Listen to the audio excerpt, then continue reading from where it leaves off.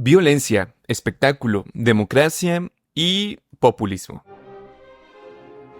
La crítica de la economía política no es un fin en sí misma, es un medio para esclarecer las relaciones sociales reales y su transformación necesaria. Cada ideología, desde su interior, produce su propia mentira. Pensar nunca es científico. Bienvenidos de vuelta a este espacio. Los saludan como siempre Balam y Cristian para el día de hoy, como ya vieron en el intro, hablar de la película llamada Gladiador Parte 2. Y creo que para pocas películas vale tanto enfatizar que es Gladiador 1.1 o 2.0, que funciona, ya me dirás tú, únicamente de forma mínima por la parte 1, pero que es más una réplica de esta. Pero bueno, antes de entrar a todo esto, Balam, ¿cómo estás? ¿Y qué te pareció la película? Hola Cristian, ¿no? Pues todo bien, todo excelente, disfrutando este fin de semana y preparado justamente para analizar Gladiador 2, porque sin duda es una película que uno no puede dejar de verla sin pensar en la primera. Eso sin duda, y sin esta clase de comparaciones, y en esta época en la que reviven clásicos de los 80s y los 90s, era una película que no podíamos perdernos. Sí, porque sin embargo sí debo decir que por lo menos de mi cuenta yo no esperaba una segunda parte. O sea, creo que únicamente podría ser superada si un día dicen que va a haber Titanic 2. O como que dije, bueno, una película que no me encanta, pero que tuvo su éxito en el 2000 cuando salió, gana un Oscar. Russell Crowe se convierte en superestrella de Hollywood. Y dije, bueno, es una historia que fue un éxito de ese entonces con su contexto y todo eso. Y jamás, honestamente, yo pensé que tuviésemos una parte 2 del mismo director con otros actores y que para ahora sí entrar, ¿te parece a la trama de la película? Una simple réplica absolutamente reciclada de la primera parte. O sea, yo en la sala de cine estuve desesperado, me parece, al partir del minuto 20, que yo no pude creer que tengo que chutarme la misma historia casi punto por punto de la primera entrega. Lo único que cambia es que hizo como de los personajes de la primera película, los dividió en dos, y entonces la construcción de carácter, en vez de que caiga en uno, cayó en dos, pero en síntesis es 90% la misma historia. Y no sé si es porque le dio flojera o que piensa que entonces fue la fórmula del éxito y con eso nos iba a contentar de nueva cuenta, pero yo me aburrí muchísimo. Sí, no, a mí también me pareció que en muchos puntos fue prácticamente la misma copia, como tú lo acabas de decir, aunque peor todavía, diría yo, porque se combina, siento yo, con algunos de los vicios que después irían adquiriendo las películas de los 2000, 2010, como formas de contarlo, pero también creo que es como, creo que se puede interpretar así, como una apuesta del director en un momento político, digamos, acaba de ganar Trump, estamos en una situación política mundial importante, y más bien el Gladiador me da la impresión de que por eso no cambia la historia, lo interpreta sobre todo como el héroe que viene a liberar un poco al pueblo de los malos políticos. Es más o menos un poco esa la idea, que a través de la venganza, en algún momento, digamos, la venganza se supera y se vuelve más bien una crítica a los poderosos o a la clase política, o es lo que por lo menos intenta crear. Pero aquí es donde yo creo que sinceramente lo que en la primera película salió, quizás no de manera... o este objetivo quizás no de manera tan específica, sino que me parece que fue mucho más sutil al momento de plantear el dilema, que en esta nueva película donde en algún momento incluso vemos como como Lucio, el protagonista, dice literalmente en el momento más digamos como... ¿Cumbre? En el momento más cumbre, más álgido de la película, dice, yo no peleo por poder, peleo para liberar a Roma de hombres como ellos. Como Para hablo. Para mí ya desde ahí creo yo que se puede empezar a criticar como un poco la película, porque mientras que digamos en la primera muchas de las motivaciones de los personajes para entrar en conflicto eran muy individuales, pero también creo yo que eso permitió que después el personaje principal, Máximo, nos regalara algunas reflexiones sobre la existencia de las personas en ese momento, su condición, digamos, de esclavitud o de opresión, y las casi nulas posibilidades reales de poder librarse. Incluso ni siquiera hay no sé, como una utopía futura política respecto de lo que va a ser. O sea, lo único que queda en la primera es como un poco más bien la molestia o la infelicidad que viven las personas que están oprimidas en eso. Y también personajes que a raíz de ese carácter digamos, como perpetuo de que ese sistema se ha repetido una y otra, personajes como Próximo, por ejemplo, el dueño de los gladiadores, que finalmente resulta ser un personaje cínico que dice, venimos aquí a esta tierra, somos polvo y aire nada más, y cuando muéramos así también será. O sea, es una resignación completa, pero se ve como un análisis de su vida personal hacia él. En cambio, en esta segunda película es como, no quiero el poder, nuestro interés es librar a Roma de hombres como ellos. Esa idea del pueblo romano no existía en la primera película y que más bien me parece a mí, y ahorita lo continuaremos hablando, que en la primera película el pueblo romano era, no sé qué te parezca, más bien como una entidad o un público mucho más salvaje, que se juntaba alrededor de los escenarios, digamos, de gladiadores para ver matarse a las personas. En ningún momento era, digamos, como un cúmulo de ideas morales por los cuales valía, o la idea del pueblo bueno, la idea del pueblo correcto, que da a su gobierno un buen sentido. Eso no existía en lo absoluto. Más bien era al revés en la época romana. Los que estaban en la élite sabían que estaban en la élite porque eran de alguna manera superiores al resto del pueblo, que no se podía dejar al alcance del pueblo, que más bien se podía entretener con circo y con pan, ¿no? Entonces me parece que a mí que ahí hay un sesgo o giro ideológico muy claro del director con el tiempo en el que estamos viviendo, digamos, la idea que nos quiere regalar un poco del héroe que llega a salvar al pueblo en contra de los malos políticos. Sinceramente, ingenua para hacer una idea política de verdad y infinitamente inferior respecto de las intenciones de la primera película, desde mi punto de vista. Sí, eso es un buen punto, porque yo te iba a decir que eso, digamos, en el fondo quizás se podría leer como una especie de acusación de Ridley Scott al público de que, bueno, antes los poderosos le daban pan y circo al pueblo para que se entretenga y no vea las intrigas de la política. Pues yo le diría, pues lo que tú nos das con ese tipo de películas es pan y circo. O sea, tú sin darte cuenta, o si se da cuenta, es cínico. O sea, o es ingenuo, para no decir otra palabra, o es cínico en darnos ese tipo de cine. Porque en el fondo también se podría decir que los salvajes, como dices, somos nosotros como espectador, que nos dejamos contentar, que espero que no hayan sido muchos, con este tipo de cine pedestre en todos los sentidos. Yo quizás cambiaría un poco el enfoque a lo que acabas de decir, aunque la idea en el fondo creo que la compartimos. ¿Cómo ves tú? Porque me parece que, bueno, vamos a hablar de un inicio de las dos películas, porque se conectan. O sea, no tiene caso hablar de la 2 sin hablar de la 1 ni al revés. O sea, yo creo que vamos a hablar hoy en general de esta obra de las dos películas de Ridley Scott sobre El Gladiador. Segundo punto para... Ajá, perdón. Perdón, entre paréntesis, quizás hubiera sido una mejor elección de guión no hacerlas conectadas, porque a lo mejor con eso te hubieras ahorrado de tener que dar un montón de explicaciones. Digo, la historia de los emperadores es inmensa. No entiendo por qué a fuerzas tener que hacer, pero bueno. Sí, pero creo que la segunda parte vive del estatus, aunque no me guste, de culto de la primera entrega. O sea, porque la primera entrega sí fue un éxito mundial, y nada más de imaginarme qué tan aún más aburrida sería la segunda entrega sin la emoción que trata de robar, desde mi punto de vista, de la primera parte, que por sí misma esta película sería aún peor. Pero bueno, ajá.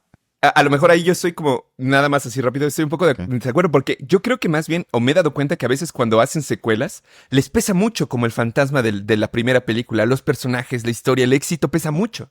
Por eso es tan difícil, yo creo, a veces dar como secuelas así. En cambio, fíjate que yo siento que cuando son, digamos, secuelas que no están conectadas o no tienen que ocupar los mismos personajes, creo que a veces los directores tienen un poco más de libertad para hacerlo. Un ejemplo, y ya con eso acabo, Rogue One de Star Wars.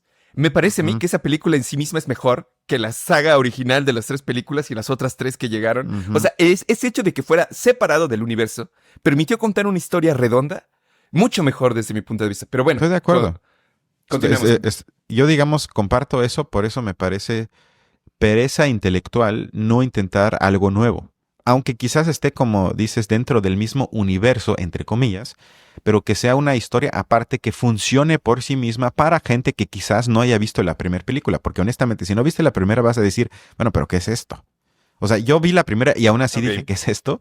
Pero independientemente de lo que siempre se me dice en este canal, que a mí nada me gusta, es difícil que a uno le agraden este tipo de películas. El segundo punto que quería mencionar, por si se enojan con eso, es que es criticada mucho también ya la primera entrega por su no exactitud histórica. Eso para mí no es un punto de crítica, porque no es un documental, no es un libro de historia. Quizás a veces le exageran demasiado y le meten mucha, fantasía de Hollywood. Puede ser, pero eso para mí no es un punto de crítica. O sea, eso sería un punto de crítica si fuese un libro sobre la historia, un documental que trata de reconstruir lo más exacto posible la historia de ese entonces. No es esto, sino es una historia ficticia donde se vale jugar con las exactitudes históricas. O sea, nada más para dejar claro que mi crítica de la película no va en ese sentido. Similar, creo que la que tuvimos a Napoleón, por cierto, también de Ridley Scott. Al parecer ya le gustó hacer malas películas sobre, entre comillas, épocas históricas. Ahí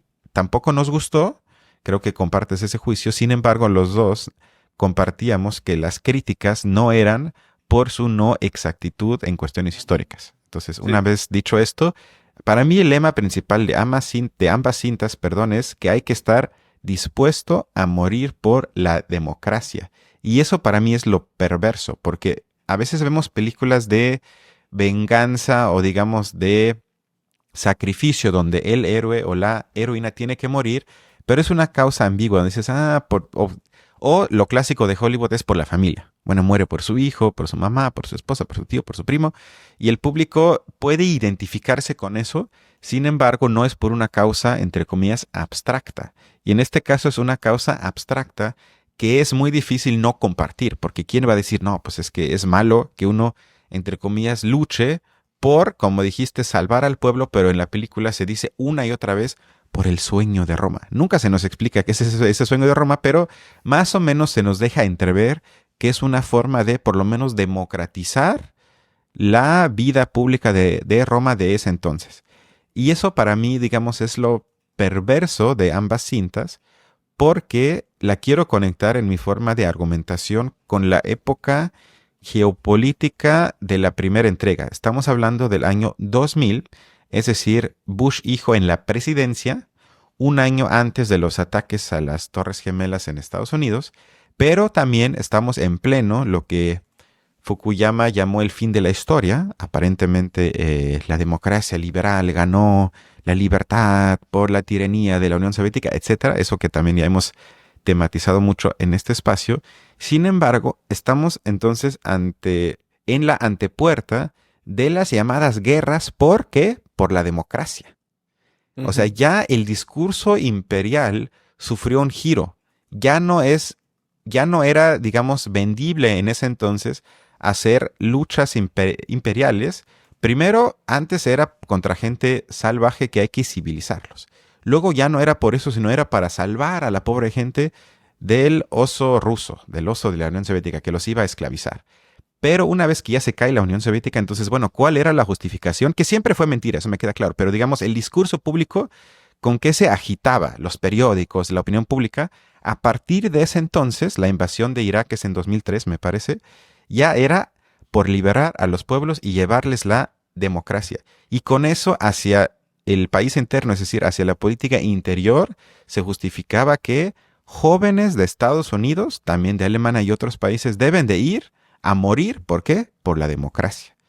Y si bien no es lo mismo, pero sí me parece una analogía interesante que me resalta que sí me asusta en el sentido de que es una forma de glorificar el heroísmo entendido como yo muero por una causa. Y la causa en este caso es la democracia. Y ya para darte la palabra, de nueva cuenta vemos cómo para el Estado, el individuo, en este caso el llamado gladiador, únicamente es un instrumento, que mientras le es útil lo usan como el héroe de la guerra y cuando ya no lo es útil lo matan. Pero digamos, morimos por algo más y eso me parece ideológicamente en las dos películas bastante peligroso. Tienes toda la razón, o sea, creo que es un poco más claro en la segunda, un poco más, digamos, como fácil de darse cuenta de ello, porque literalmente el personaje lo dice. Creo que en la primera por lo menos deja la posibilidad, o a mí me da esa la impresión, de la reflexión individual, porque finalmente, digamos, todos los personajes se enfrentan a su mundo de manera individual, o sea, con sus problemas particulares. Por ejemplo, Lucilia, la hermana de Cómodo, que en la primera película es constantemente abusada, digamos, ella tiene ese enfrentamiento contra el sistema romano, contra su sociedad, pero no lo tiene contra todos en particular, ni conscientemente frente a la sociedad, sino que se acumula en la imagen de su hermano, en el problema que le dejó, el problema de la herencia en su hijo y, digamos, la condición de poder que se está suscitando, porque debemos de recordar que en la primera, a diferencia de en esta, el emperador Cómodo era perverso. Ahorita quizás nos detendremos un poco más en ese personaje, pero era perverso y aún así era listo. Trataba de mover los hilos para que al final todo saliera a su gusto. Mientras que en esta segunda película, la imagen de los emperadores gemelos es un poco más pedestre, un poco más... No se ve tan clara desde mi punto de vista la motivación, pero para terminar, digamos, con el punto que decías, yo quisiera compartirles un poco cómo era realmente, o sea, cómo veían los romanos, para los romanos, cómo era la situación de los gladiadores. Y yo quisiera compartírselos con una de las citas más reconocidas de Séneca, justamente, en el que trata un poco sobre eso, para que veamos qué pensaban ellos de eso. Y dice lo siguiente: por la mañana los hombres son arrojados a los leones y a los osos, por la tarde a los espectadores. Los que mataron son guardados para ser matados, y los vencedores son retenidos para ser asesinados otra vez. Lo único que entretiene es la muerte. Por distintos caminos y medios se produce el mismo resultado. Y así, hasta la última lucha, se realiza entre asesinos profesionales, quienes en el pasado fueron enseñados a matar, no a ser asesinados. Matad, golpead, quemar. ¿Por qué tiene ese hombre miedo al acero? ¿Por qué tiene miedo a matar? ¿Por qué no se lanza voluntariamente a la herida? ¿Por qué no se muere con alegría? ¿Por qué no lucha con alegría? Estos son los entretenimientos en los que incluso el mediodía es peor que la mañana. Así no se puede almorzar sin homicidio. Digamos, estamos hablando de una época en la que la muerte de los humanos era absolutamente el entretenimiento constante, diario, y nadie ni siquiera lo ponía en duda en ningún momento. A mí me parece que lo que estamos viendo no tiene nada que ver con el heroísmo, no tiene nada que ver con una resistencia, lucha al poder. Es básicamente más bien la consumación de un sistema que destruye en ese caso a una parte de su población. Y ya nada más quería decir, para terminar, que justamente, digamos, este deseo de la eliminación física creo que también se deja ver clara en la película, porque ambos emperadores, tanto los de esta película como los de la anterior, mueren a manos del gladiador, es decir, del héroe principal. De alguna manera, nosotros, espectadores, en esos momentos, nos ponemos prácticamente en el podio del Coliseo. Y digamos, en vez de que nos horrorice una muerte, es gracias a toda la historia que nos han contado que entonces cumplimos de alguna manera el mismo papel que se cumplía en el Coliseo. Nos emocionamos, lloramos, nos alegramos de que por fin hayan acabado esos malos hombres. Y de alguna manera se da gusto justamente a deseos irracionales de las personas, a frustraciones que finalmente se pueden diluir en esos momentos de efervescencia colectiva, como tú lo mencionabas, de la democracia, donde realmente se trata de realzar sus valores. Y me parece a mí, para terminar, que hay una fuerte similitud con los fenómenos de linchamiento que vemos hoy en día, que también son espectáculos colectivos organizados de esa manera. Pero bueno, yo quisiera dejar esa reflexión. Sí, estoy de acuerdo, porque yo le llamaría patriotismo democrático, porque ya no es nada más el nacionalismo, que ese ahorita hay un resurgimiento de esto, que también ya lo hemos hablado en este canal, pero la película se ubica no tanto en eso, sino en un fetichismo o patriotismo democrático, pero le llamo así porque nunca lo sé, nos explica qué es, que eso algo me llama tanto la atención, que entre las dos películas estamos hablando de casi 6 horas de películas, y no encontraron ni 5 o 10 minutos para explicarnos, bueno, este sueño de Roma, que esa frase se cita ¿cuántas veces? 20 veces en las dos películas, explicarlo aunque sea 5 minutos de forma utópica. Nunca se nos hace ese favor. Eso refuerza para mí mi prejuicio, pero en este caso creo que se convierte más en juicio, de que se trata más bien de un fetiche, un lugar común, o como le diría Laclau, un significante vacío que cada quien llene de la forma que él quiera. O sea, van a decir los trumpistas, no, claro, lo que nosotros tenemos es la democracia verdadera. Los obradoristas van a decir aquí reina el pueblo. Dresser diría la democracia liberal. O sea, cada quien ahí mete al significante lo que él asocia con democrático, y la película no se arriesga, entre comillas, a formularlo de la visión del director. Y lo otro es que, como también ya lo dijimos, es que creo que Ridley Scott actúa ante su público de una forma muy similar a cómo los emperadores en las películas actúan ante los romanos en la película. Es decir, este público también solo quiere ver sangre y acción, y curiosamente, como bien ya señalaste, la democracia en las películas, pero también en la vida real, está vinculada al mismo tiempo a los índices de la audiencia, o mejor dicho, a indicadores de popularidad. Es decir, quien consigue una cuota está en lo cierto. Es decir, que la democracia, entendida de esa manera, significa simplemente que si mucha gente quiere algo, o si la mayoría quiere algo, es cierto y así debe de ser. Eso para mí es una forma muy pedestre de entender lo democrático, porque estamos ante el peligro, digo, sería otra discusión, pero hay el concepto de la tiranía de la mayoría. O sea, ¿qué pasa entonces si, por ejemplo, en un país como Alemania, hace 100 años, la mayoría dice nosotros queremos ser nazis y conquistar el mundo? Puede que en una encuesta de popularidad la mayoría hubiese estado a favor de eso. Sin embargo, eso no lo hace ni cierto, ni democrático, ni apoyable, ni verdadero, ni positivo, ni nada. Entonces, ese fetiche se ve en las películas, perdón, cuando el emperador, como ya bien dijiste, hace así o hace así. Pero lo hace tomando en cuenta, más o menos, obviamente, el espectáculo pedido por la gente. Si la gente pide que lo maten, entonces lo mata. Si la gente pide que muestre, ¿cómo le llaman en la película? Que muestre merced, ¿no? ¿Cómo le llaman? Que tenga piedad o algo así. Bueno, que simplemente le perdone la vida y lo deje sobrevivir, entonces no lo hace. Y digamos, esa perversión absoluta de reducir la comprensión de lo democrático únicamente a lo que quiere la mayoría, es algo que me resaltó porque lo veo también mucho en la vida real. O sea que simplemente si la mayoría está a favor de algo, es bueno. Y al revés también, desde luego, si la mayoría está en contra de algo, entonces es malo. Y ese para mí es pan y circo, confundido con la construcción de una voluntad democrática, como diría por ejemplo Habermas o Honneth, no tiene nada que ver. Pero esa sobresimplificación de qué es democrático y qué no, otra cosa que me asusta mucho de las películas. Tienes toda la razón y que, fíjate, de alguna manera también se conecta con la propia historia de Roma, porque además eligen, digamos, una parte de la historia romana en la que justamente la posibilidad de algo así como una democracia murió hace siglos. O sea, que eso también, digamos, a veces se nos olvida del Imperio Romano o de Roma, pero pues más o menos la mitad de su historia fue una república. Y ese, digamos, mecanismo de la república es una cosa súper rara, que en pocos lugares en el mundo hay cosas similares. Pero realmente, si uno lo pone a pensar adecuadamente, se trata de un mecanismo institucional, quizás político incluso, para justamente evitar ese problema, que el poder se concentre en manos de una persona y, consecuentemente, esté un poco más al arbitrio de su personalidad, de su estado de humor en el día, ¿no? Justamente, digamos, esos pueblos romanos no es solo de Roma, creo que también lo compartieron los etruscos, ese modo, pero sí era, digamos, como de disolver el poder en una serie de consejos de ancianos o de personas que podían, a partir de ello, tomar decisiones, pero ya no se concentraba en una sola persona.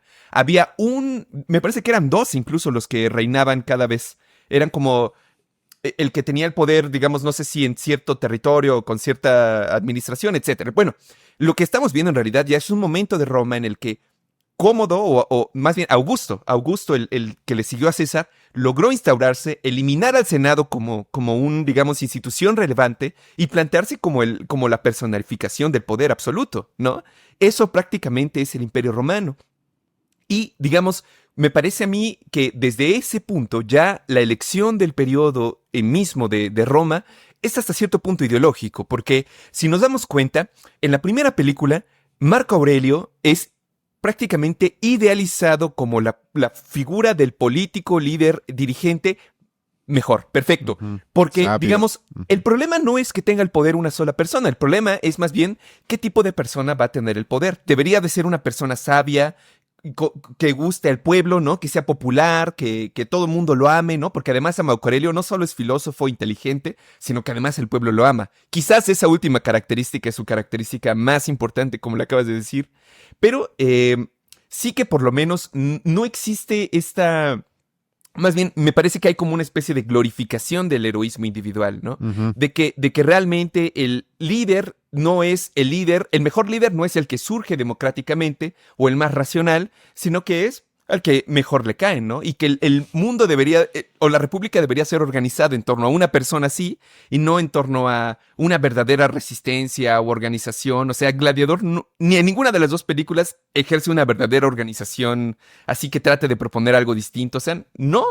Simplemente defienden una idea del uso del gobierno puro, por así decirlo, o por una persona. Sí, que eso también se ve, que obviamente Maximus, que muere en la primera entrega, muere como todos los soldados en la historia por algo que ni siquiera posee, el dominio y la propiedad, sino muere por una idea abstracta o, como bien dices, por un aparato de propiedad privada en el que ni siquiera participa, porque eso también me parece lo más trágico. O sea, que en las guerras, y eso se puede trasladar al mundo real de hoy, o sea, la gente que muere en Gaza, la gente que muere en Ucrania, de ambos bandos y de otras guerras es 99% la gente que no tiene nada de esa guerra.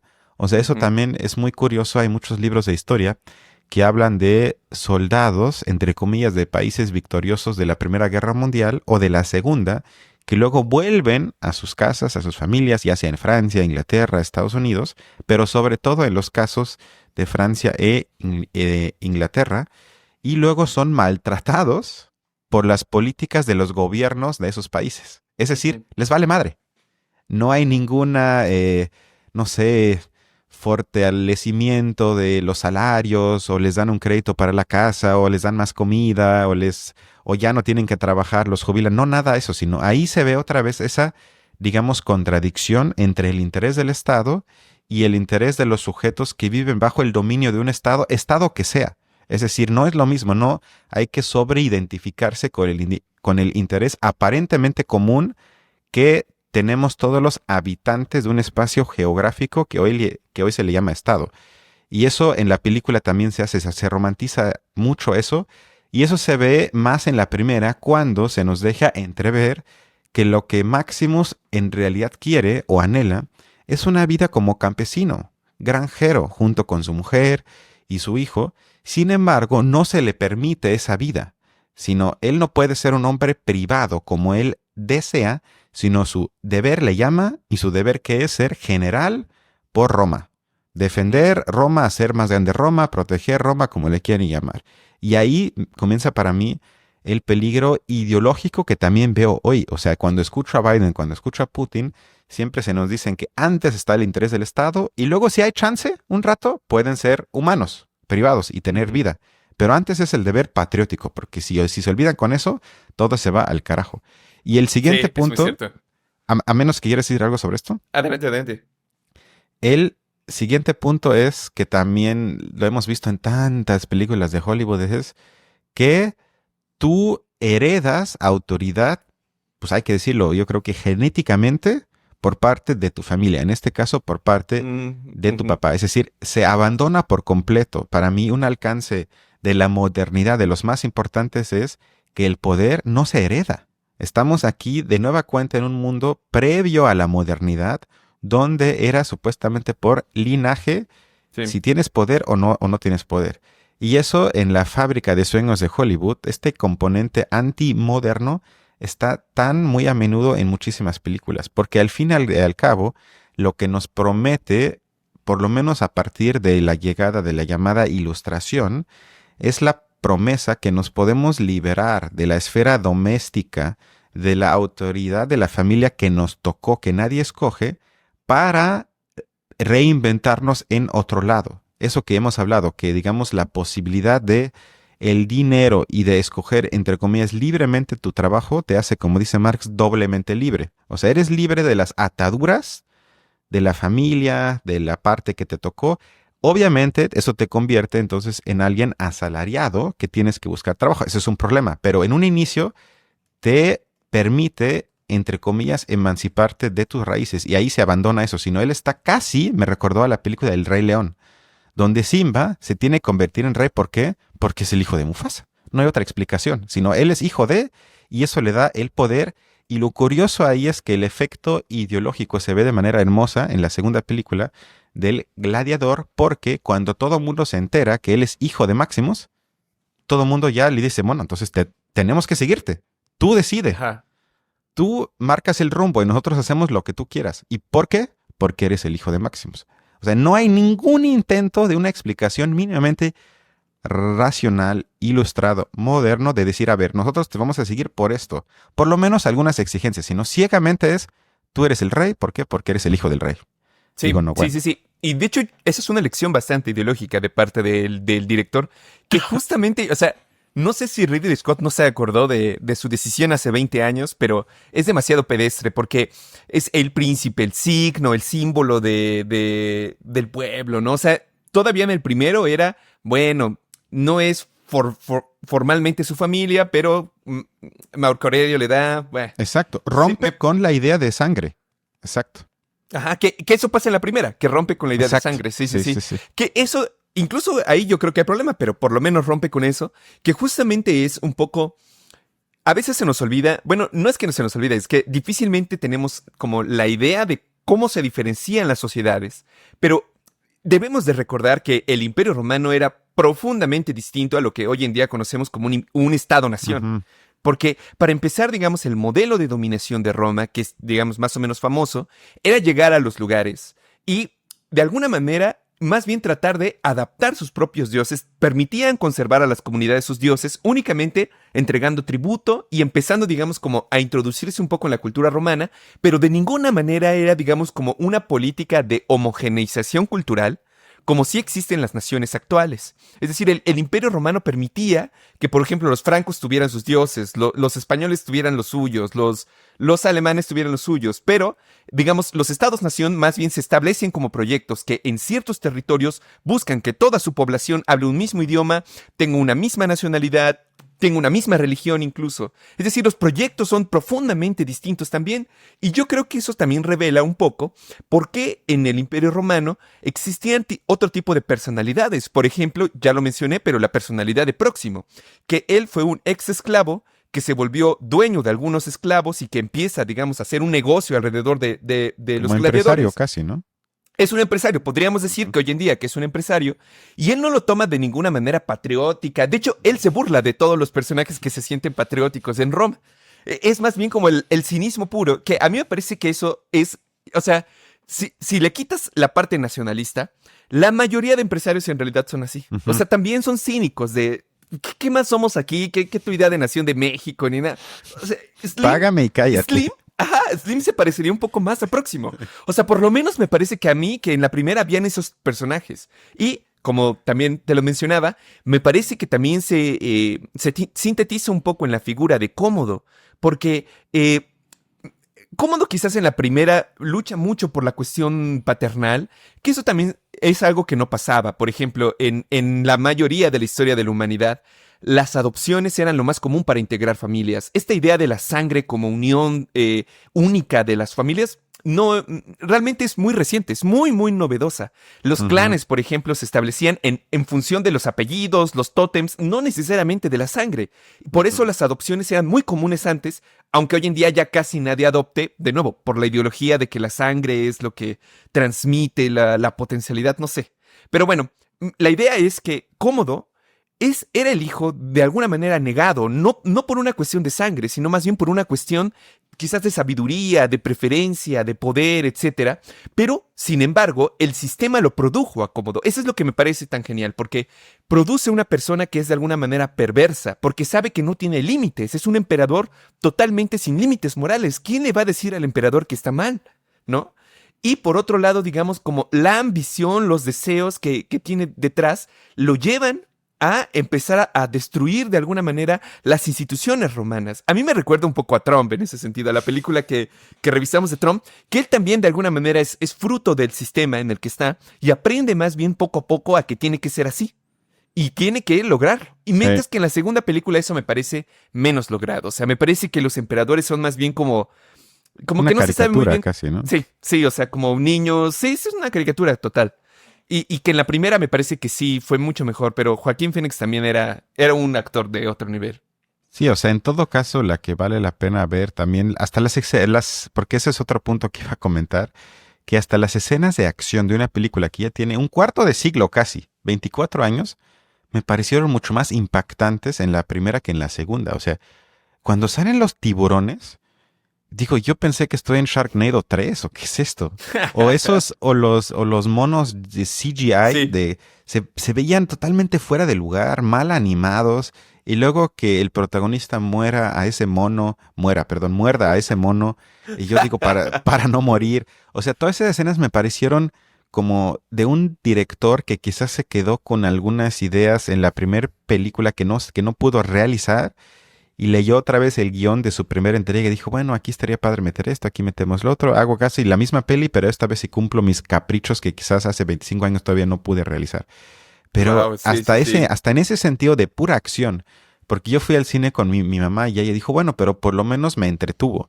Y yo tuve que decir, es que ni siquiera eso. O sea, si olvidamos todo lo demás, ni siquiera me entretuvo. O sea, eso ya es así el estándar mínimo, que hasta yo puedo reconocer que algunas películas de Marvel, que son horribles, pero por lo menos no me aburro durante las 2 horas. En este caso, todo es horrible, pero aparte es aburrida. Es aburridísima, es que se me hizo larguísima. Y eso por lo menos en la primera entrega hace 25 años, no. O sea, sí me parece una película que si olvidas todo lo ideológico, lo pedestre, el guión, la glorificación de la guerra, es una película entretenida. Pero Hollywood ya no es capaz ni hacer malas películas que por lo menos entretengan. En este caso, ninguna de las dos. Sí, totalmente. Y yo creo que, digamos, sí hay en comparación, digamos, con la primera, sí la cantidad de escenas de guerra, de muerte, de destrucción son más. O sea, en esta segunda, creo yo. Incluso la Son primera más, ¿sí? escena, en principio es una guerra incluso más grande, pero definitivamente creo que cae en lo que critica hasta cierto punto la misma película, que es decir, que el espectáculo de esa clase de cosas es más bien lo que evita que podamos hacer una crítica al poder en su versión chafa de ellos, pero ni siquiera eso lo logran hacer, o sea, como que le meten mucha intención a eso y terminan reproduciendo lo que en principio se supone que van a criticar, pero tienes la razón. Pues yo ya básicamente mencioné los puntos que a mí me parecían Ujú. relevantes, pero en general yo no la recomendaría tampoco. O sea, creo que valdría más la primera, como lo acabas de decir. Y que Sí, bueno, ajá. O ajá, sea, yo ya igual para acabar, o sea, aquí manda el dinero porque me asustó muchísimo cuando leí que la película costó 300 millones de dólares. qué locura. 300 millones de dólares para un producto final de esa calidad. Por Dios, ¿te imaginas cuántas películas buenas no se podrían hacer con mucho menos presupuesto? O sea, de ahí podría sacar unas 10 películas buenísimas, pero bueno, no abramos esa caja de Pandora, sino el discurso de patriotismo, democracia, libertad, patria y tierra. Se trata de una guerra en las dos películas para salvar la democracia que nunca llega. Y eso para mí es lo ideológico, que más bien se trata de salvar el statu quo, como en casi todas las películas de Hollywood, pero en este caso te lo envuelven aún peor porque te dicen hay que morir por eso, y se muere por salvar un ideal que nunca se nos dice que es el ideal del poder del pueblo, que se le llama la democracia. Sin embargo, no me parece, quizás casualidad, que se estrene en este año, porque estamos en el mundo real ante el regreso de lo que yo llamaría los neoconservadores. O sea, Mm, Trump, sí. Putin, Erdogan, Orbán. Es decir, que si vieran la película, yo creo que estarían muy acorde con la idea de que hay que salvar al mundo contra los malos, y si no hay de otra, a través de la guerra, y eso implica que la población de cada país, por su propia justificación, tiene que estar dispuesta a sacrificarse ante los Ujú. malos, y que, como bien señalaste, su única explicación del no funcionamiento de las sociedades es la personalización. Son unas manzanas podridas. Es así el emperador medio nefasto, corrupto, pervertido, afeminado, como se nos presenta en la película, o son los empresarios corruptos, pero nadie en su sano juicio se pone a pensar que tal vez es el sistema por su lógica inmanente, sino se personaliza lo político, se nos pide que nos sacrifiquemos, que vayamos a la guerra. O sea, si lo vemos así, quizás la película sí refleja por lo menos en parte el espíritu del tiempo actual. Sí, sí, sí. De hecho, incluso creo que es más que solo como tú lo decías de la idea de vamos a morir por la democracia, porque incluso ese hecho implica ya como decir, bueno, tengo el ideal de democracia, sé más o menos en qué consiste, tengo una idea, es decir, es una prospección a futuro, es un proyecto Sí, a sí, sí. futuro, pero yo creo que en general la película más bien nos invita a lo contrario, a ver al pasado, o sea, a que sea una Sí. acción reactiva. Porque nunca es voy a intentar cambiar esto para el futuro. Es más bien regresar a los tiempos de Marco Aurelio, del buen gobierno, de los buenos emperadores. O sea, es todavía más reaccionaria aún. Y justamente como lo descubrieron los politólogos gringos, digo, descubrieron entre comillas, pero las decisiones retroactivas son mucho más baratas y fáciles de hacer que las prospectivas. Entonces, digo, estamos cayendo de nuevo en eso y verdaderamente es muy triste. Hasta en eso creo que es un poco más precisa. Pero bueno. Perfecto, bueno, creo que los dos no la recomendamos y le pedimos los dos que Ridley Scott ya no haga películas, por favor, te rogamos, Por ya favor, júbilate, amigo. tienes 86 años, dejar el presupuesto a directores más capaces con mejores guiones, pero bueno, a menos que tengas algo más, Sin nada más, pues nos estamos viendo entonces la siguiente semana. muchas gracias, cuídense mucho y nos vemos la otra semana, bye.